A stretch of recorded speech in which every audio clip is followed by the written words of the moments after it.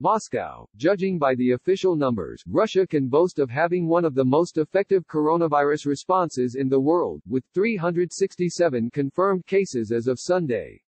According to the data, none of them have been fatal. This isn't for lack of testing. Russian government officials say they have run over 140,000 tests. By comparison, the U.S. has reported over 25,000 positive results from a similar number of tests, according to tracking by Johns Hopkins University. But while Russian officials attribute the low numbers to aggressive border controls and closings, some experts caution that the actual infection rates may be much higher, with the government of President Vladimir Putin intent on maintaining an image of calm authority, regardless of what may actually be happening on the ground. At a cabinet meeting on Tuesday, Putin declared the situation to be generally under control. Thanks to prompt measures taken proactively, in the first weeks of the epidemic, we managed to contain the massive, I would like to underscore, massive penetration and spread of the infection in Russia, Putin said. The early measures were drastic. After reports of outbreaks of the coronavirus in China in January, Russia swiftly closed its large land border and, in February, banned entry of all Chinese citizens. More recent efforts focused on quarantining foreigners entering from coronavirus hotspots. But Ivan Konovalov, a spokesman for the Doctors Alliance, a professional organization loosely aligned with the Russian opposition that has gained attention by highlighting problems in the health system, says these measures may not have effectively blocked the disease. Instead, authorities are most likely using pneumonia as a cover for coronavirus cases, he said.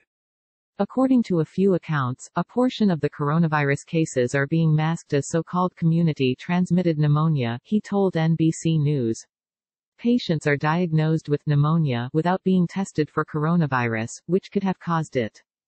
On March 13, Russia's state statistics agency reported a 37% increase in pneumonia cases in Moscow, the capital, in January over the same month last year. However, the Moscow government issued a contradictory statement later that day, saying there was, rather, a 7% drop in cases in January 2020. Officials from Russia's Rosporovnadzor Consumer Safety Group, which is taking the lead on coronavirus testing and data keeping, did not respond to NBC News' request for comment.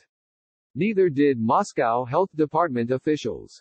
Dr. Samuel Green, an expert on Russia at King's College in London, said that while he hopes the Russian government's measures have kept the numbers down, he believes journalistic and anecdotal evidence points to an infection rate that is probably higher, perhaps significantly. The idea that Russia has somehow been able to insulate itself from this plays into a line that Putin's political team have used for a long time, that Russia is an island of stability, he said.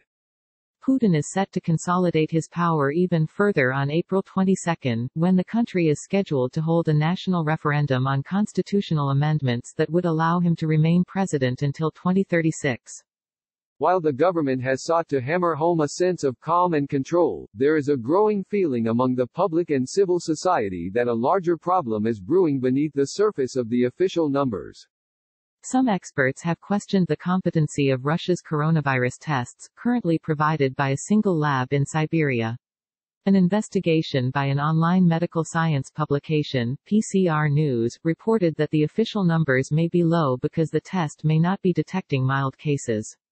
It is a matter of sensitivity, Alexei Torgashev, editor-in-chief of PCR and one of the authors of the report, told NBC News. The guaranteed lower limit of the test is 100,000 plasmids per milliliter. The sensitivity of other modern tests is 2 orders of magnitude higher. Until this week, this test was the only one approved for use by the state consumer safety and health watchdog.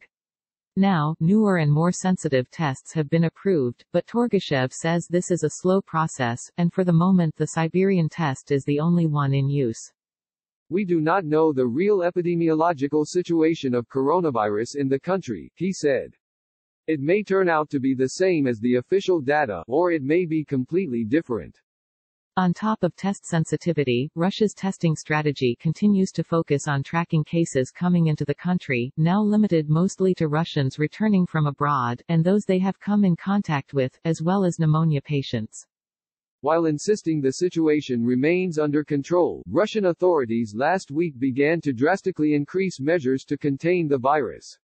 On Wednesday, Russia banned the entry of all foreigners, with a few exceptions, and placed strict limits on public gatherings. On Saturday, gyms and pools were ordered closed. But, witnessing the scale of the crisis in the US, Europe, and Asia, some Russians are increasingly concerned the government is downplaying the threat and not doing enough. The streets of Moscow, though still busy, are slowly emptying, as are store shelves. The Moscow Transport Department reported on March 20 that metro traffic was down 30%, and buses and trolleys were likewise seeing a 24% drop in traffic. Reports of runs on buckwheat, a Russian staple, have prompted talk of price controls.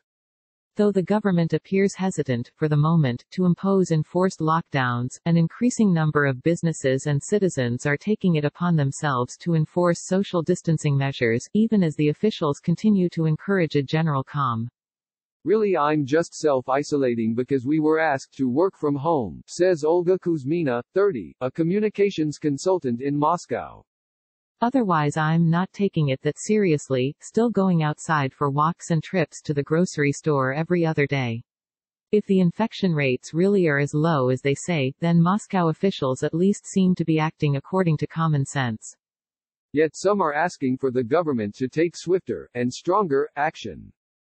If we do not want the Italian scenario, urgent measures are needed, reads a petition on change.org, submitted on March 20, calling on the government to enact stricter measures to fight the virus. Citing foreign examples, the petition states that the number of infected people drastically exceeds the official data, and depending on the quality of the testing, can reach into the thousands or even tens of thousands of people. Since Friday, the petition has drawn over 85,000 signatures ranging from citizens to prominent journalists, doctors, politicians and other civil society figures. And there are signs the government may opt for a stronger response as Russians warm to the idea.